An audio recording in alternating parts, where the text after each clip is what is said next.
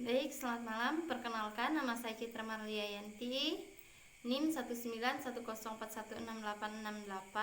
Saya dari kelas manajemen A1 pagi dari Universitas Pancabakti dalam mata kuliah analisis lingkungan bisnis dengan dosen Adi Mursalin SEMM.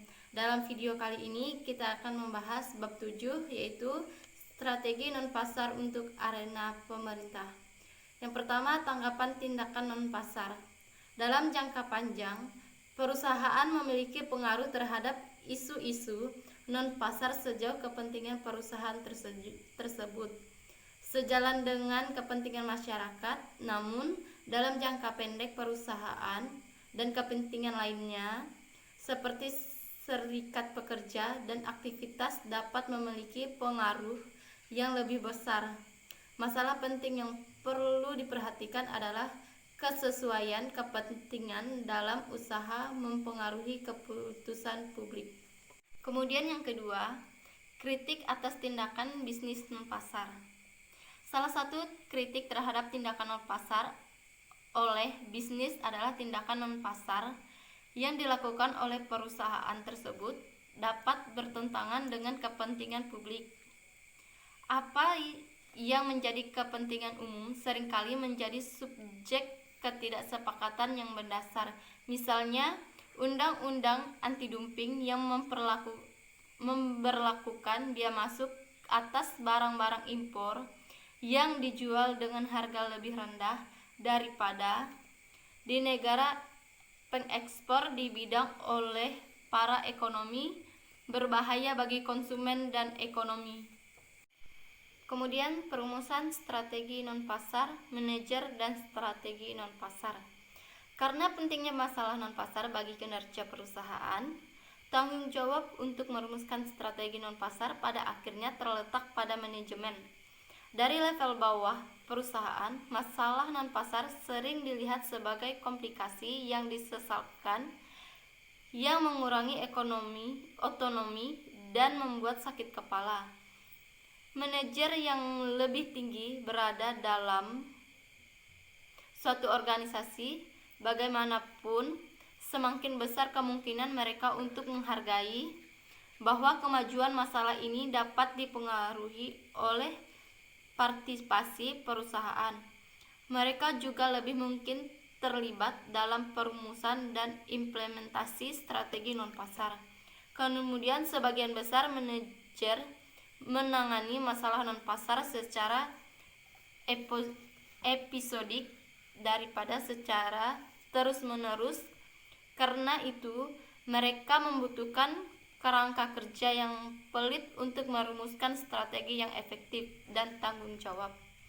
Banyak tugas perumusan strategi melibatkan menyatukan pendekatan analisis non-pasar. Kemudian tujuan.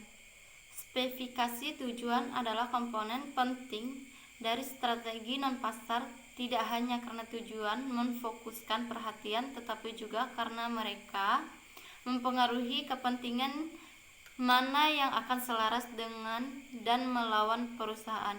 Kemudian aset non-pasar. Perusahaan dan kelompok kepentingan membangun strategi mereka di atas aset non-pasar. Akses kepada pemegang jabatan kelembagaan merupakan aset penting untuk dikembangkan dan dipelihara.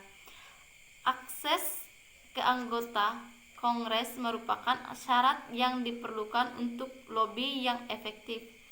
Akses tersebut dapat didasarkan pada koneksi konstituensi, kontribusi kampanye, atau reputasi untuk memberikan informasi yang dapat diandalkan.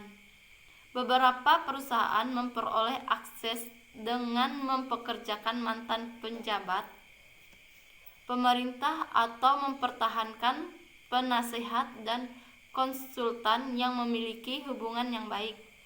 Beberapa perusahaan mencoba mengembangkan hubungan pribadi antara manajer mereka dan pemegang kantor pemerintah. Kemudian rantai sewa. Rantai sewa memberikan dua jenis keunggulan strategis. Pertama, ia dapat memberikan memberikan hak atau kesempatan kepada perusahaan untuk berpartisipasi dalam proses publik. Kemudian yang kedua, rantai sewa dapat memberikan dasar untuk menghasilkan tindakan non-pasar melalui hubungan konstituensi. Kemudian penerapan strategi non-pasar berkaitan dengan pemilihan tindakan tertentu dan penugasan tugas kepada unit organisasi dan manajer individu. Kemudian strategi non-pasar umum. 3 strategi non-pasar generik adalah representasi, pembangunan mayoritas, dan penyediaan informasi.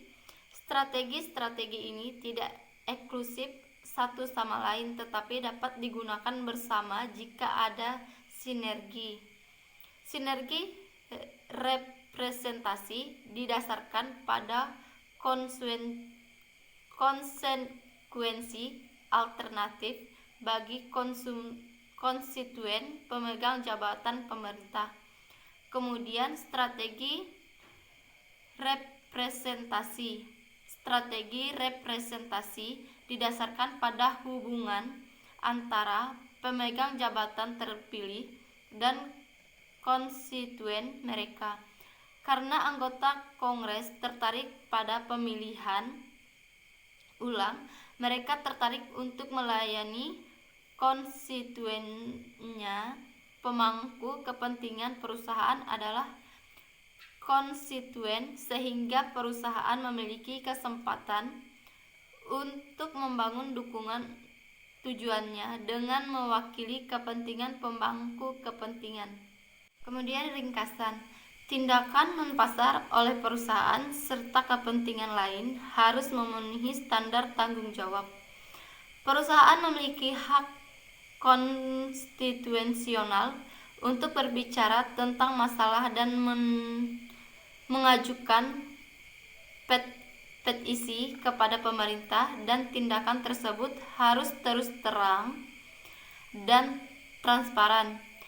Kekuatan non-pasar perusahaan seringkali dikendalikan oleh perbedaan kepentingan mereka. Selain itu, kekuatan bisnis seringkali dibatasi oleh tindakan kelompok seperti buruh terorganisir, LSM, dan aktivis sosial. Perusahaan harus menghindari godaan untuk manipulasi proses publik dan harus menahan diri di area abu-abu antara manipulasi dan pelaksanaan hak yang dapat diterima.